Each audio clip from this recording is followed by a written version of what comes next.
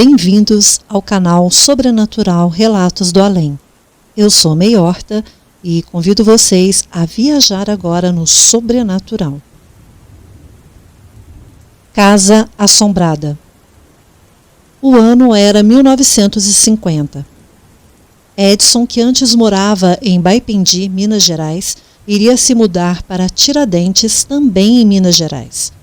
Estava à procura de uma casa e, depois de algumas visitas, encontrou uma que seria ideal para acomodar a sua família.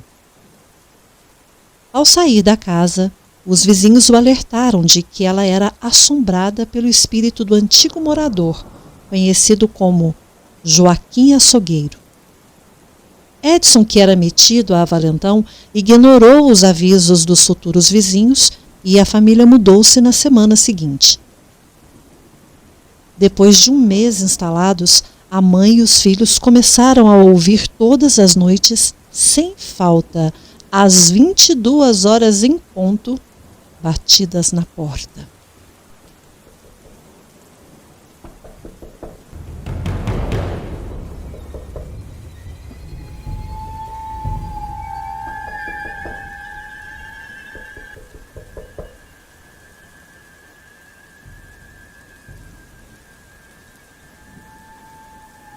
Quando iam atender, não havia ninguém, e o portão ficava sempre trancado com um cadeado. Não havia tempo suficiente para alguém bater e pular o muro sem que ninguém percebesse. Edson, que sempre chegava após as 22 horas, não acreditava em tal história. Porém, um dia, Edson chegou mais cedo em casa. E novamente às 22 horas bateram na porta.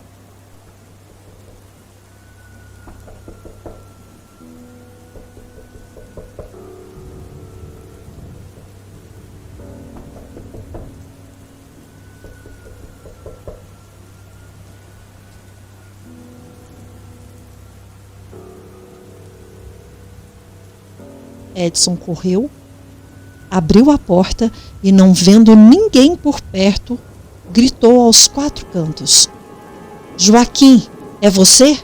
Se for você mesmo, apareça!" Para espanto de todos, nesta noite, à meia-noite, o bebê acordou chorando. E Edson, ao entrar no quarto, viu um cachorro branco dentro do berço. Ninguém na casa via o tal cachorro. Mas Edson insistia em tentar bater no cachorro com um cinto e acabou por acertar o bebê. Apesar de toda a confusão da noite, Edson ainda duvidava de que havia um fantasma na casa. No fim de semana, na sexta-feira, Edson voltou a gritar aos 4 cantos da casa, fazendo dessa vez um desafio para o tal fantasma. "Se tiver alguém aqui mesmo, que atire essas almofadas que estão na sala para o outro quarto." De madrugada, o filho mais velho da família, que também se chamava Edson, acordou desesperado, gritando que alguém havia atirado almofadas em sua cabeça enquanto ele dormia. Edson, no dia seguinte, procurou o monsenhor, que providenciou a celebração de uma missa em intenção da alma de Joaquim, o açougueiro. Desde aquela data, nunca mais ninguém ouviu batidas na porta da casa às 22 horas. E aí? Você teria coragem de desafiar o sobrenatural?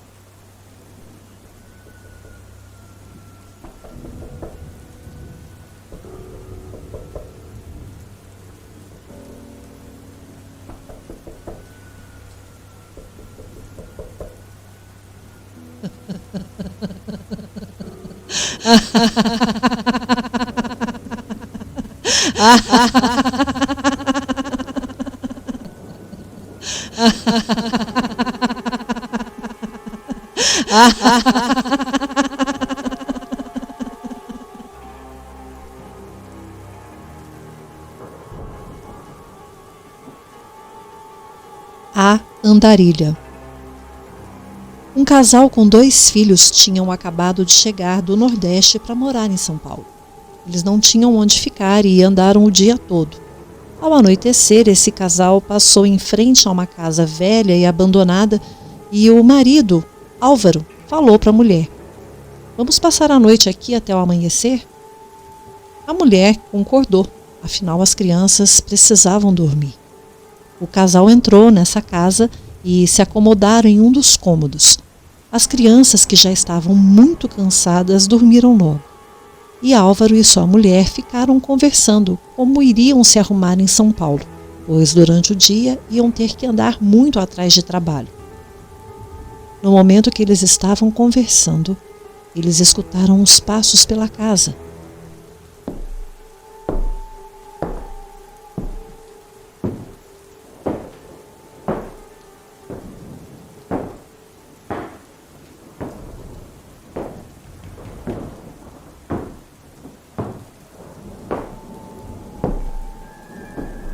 E acharam que tinha mais pessoas na casa.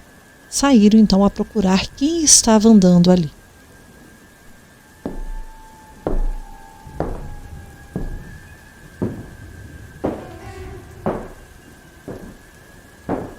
Então, quando abriram a porta que dava para a cozinha,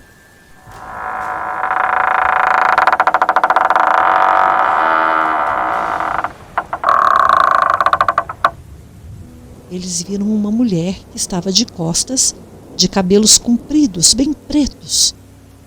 E Álvaro perguntou: "Boa noite, senhora. Está precisando de alguma coisa?" A mulher parou, virou lentamente de frente para Álvaro e ele então viu o rosto da mulher deformado, com 2 buracos no lugar dos olhos.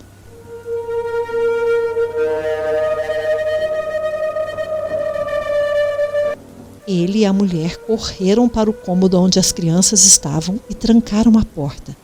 Ficaram ali calados e passaram a ouvir barulhos pela casa, como se tivesse alguém arrastando móveis, batendo portas, janelas.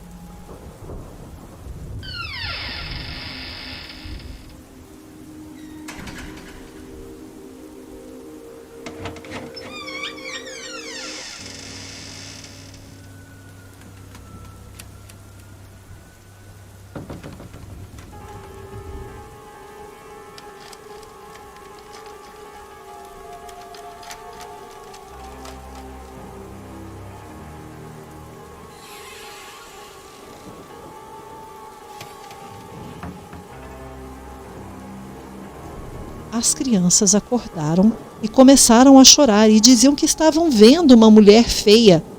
Álvaro e sua esposa logo imaginaram que era a mesma que eles tinham visto na cozinha momentos antes. Mesmo com todo aquele tormento, eles esperaram amanhecer, afinal estava chovendo naquele momento. Na manhã seguinte, eles arrumaram as coisas e saíram às pressas daquela casa. Só depois de alguns dias, já instalado em outro lugar, com emprego arrumado, eles ficaram sabendo que naquela casa morou um casal e o marido matou a mulher e depois fugiu. A polícia encontrou a mulher sem vida caída na cozinha. Aquela casa ficou fechada por muito tempo.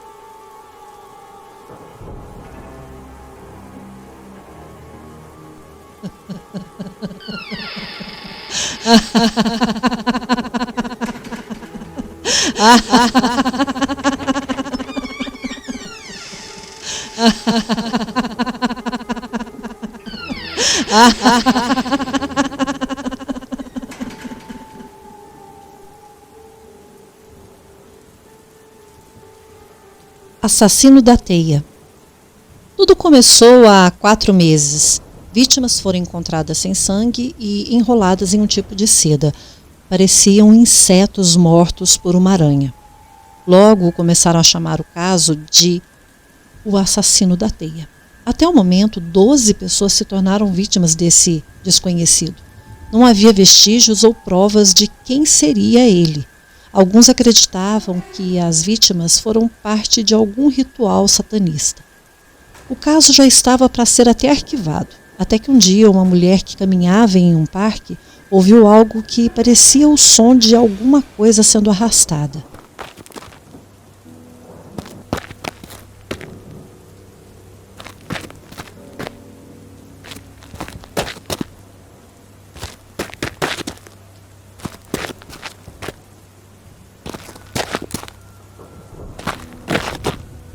Ela gritou, perguntando se alguém precisava de ajuda, e não houve resposta. Nem mesmo havia pássaros cantando. Ela ficou preocupada e decidiu verificar o que estava acontecendo, já que alguém poderia estar ferido e, não podendo falar, estava se arrastando. Ela começou a procurar por toda a área ao redor sem sucesso. Ela continuou procurando por mais alguns minutos e logo decidiu descansar embaixo de uma grande árvore. Por alguma estranha razão, algo disse para que ela olhasse para cima. E o que ela viu parecia algo de um filme de terror.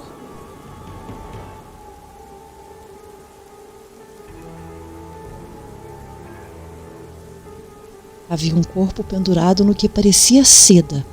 Para sua surpresa, a pessoa ainda estava viva.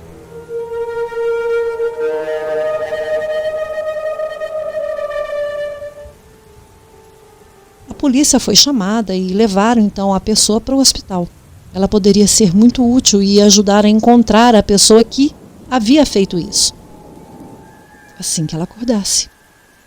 No dia seguinte, encontraram outra vítima, também pendurada numa passarela numa rua isolada. Era a vítima número 13, e assim decidiram me chamar. Meu nome é Anthony e eu sou especialista em casos ligados a rituais satanistas e também ao paranormal. Li os relatórios do caso e decidi revisar cada área onde as vítimas foram encontradas. Caso os investigadores da polícia tivessem deixado passar algo, eu estaria ali para pegar. Cheguei então na primeira área. Não havia sangue nem fios de cabelo, tudo o que vi foi um cão fugindo assustado e de orelha baixa. Mas isso não importava, não poderia perder tempo com besteiras. Segui para a próxima área e, como antes, também não encontrei nada de importante. Eu já estava prestes a seguir para o próximo local quando vi algo movendo-se num canto.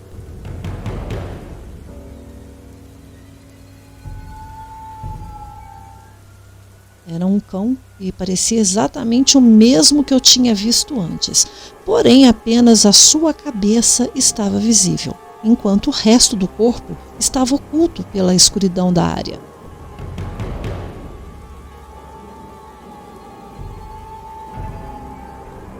Ele tinha olhos azuis e pensei até que estava me seguindo, achando que eu talvez pudesse lhe dar algo para comer, o que eu não tinha no momento. Encontrei um hambúrguer meio comido numa lixeira e joguei para esse cão. Em seguida, saí para o próximo local. Eu estava perto do porto e o cheiro de peixe já estava me fazendo enjoar. Caminhei pelo apertado beco onde o corpo foi encontrado, olhando por todos os cantos, até que captei algo. Era um pequeno tufo de cabelo negro, e já que o cabelo da vítima era tingido de rosa, naquele momento pensei que o tufo de cabelo só poderia ser do assassino. Eu coletei e continuei a minha procura. Não encontrando nada mais importante, saí dali. Por um momento, naquele beco apertado, eu me senti observado.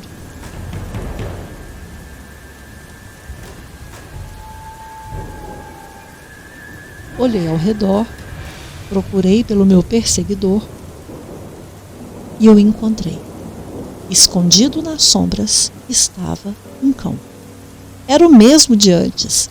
Ele estava apenas me observando, sem se mover ou até mesmo sem piscar. Ele já me assustava só de estar daquele jeito.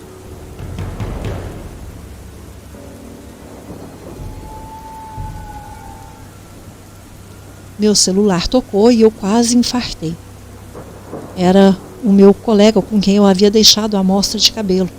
E ele reportou que não era um cabelo humano. Eram pelos de aranha. E foi nesse momento que a minha ficha caiu. As vítimas estavam sem sangue, amarradas com fios de seda. Todas estavam penduradas em algum lugar. Realmente parecia a obra de uma aranha. Mas as suspeitas eram de um assassino fanático por aranhas e não uma grande aranha assassina. Uma aranha não poderia fazer um estrago desses. Talvez um experimento governamental? Não seria a primeira vez que algo assim acontece.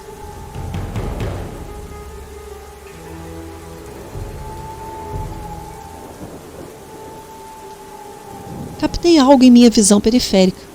Era o cão de olhos azuis, ainda me encarando. Saí do beco, entrei no meu carro e pensei que talvez pudesse encontrar algo no próximo local. Entrei no abatedouro abandonado, o local da quarta vítima.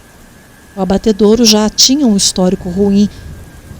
Uma pessoa costumava matar as suas vítimas ali e...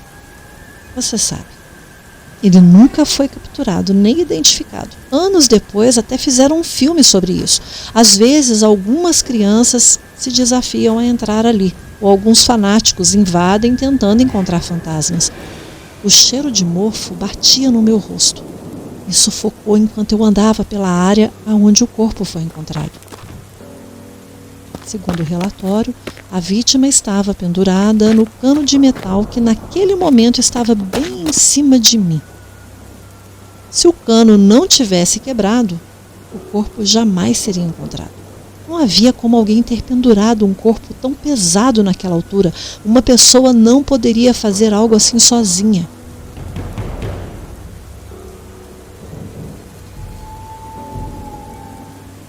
Isso parecia justificar a teoria da aranha gigante, hein? Ouvi algo se movendo. Sem uma arma no momento, eu resolvi usar um dos canos que estava caído no chão. Seria o assassino? O local era grande e perfeito como um esconderijo. Comecei a caminhar lentamente e bastante atento a todos os movimentos ao meu redor. Encontrei algumas portas que estavam enferrujadas e travadas. Enquanto me virava para tentar encontrar outras portas, algo me assustou, me fazendo pular para trás.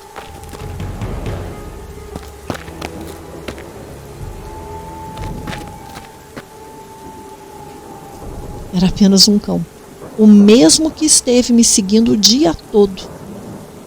Aquele cachorrinho assustador, como sempre, e eu só conseguia ver a sua cabeça. O resto estava, óbvio, escondido no escuro. O cão parecia estar em um local mais alto. Pensei que estivesse em algum andar acima de onde eu estava e não conseguia enxergar no escuro. Talvez tivesse alguma escada por trás das portas e eu não conseguia abrir. E se fosse isso mesmo? Como o cão chegou lá? O meu celular tocou e de novo era o meu amigo. E me avisou que a garota tinha acordado e descrito o atacante. A polícia não acreditou quando ela disse que quem a atacou não era humano. Era uma criatura muito grande e que parecia uma aranha. Ela completou dizendo que a criatura possuía um tipo de segunda cabeça no abdômen.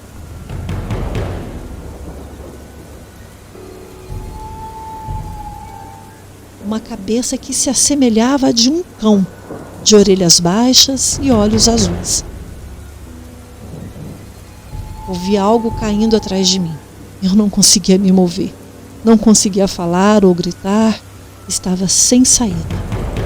Naquele momento, percebi que o assassino já estava me observando o tempo todo.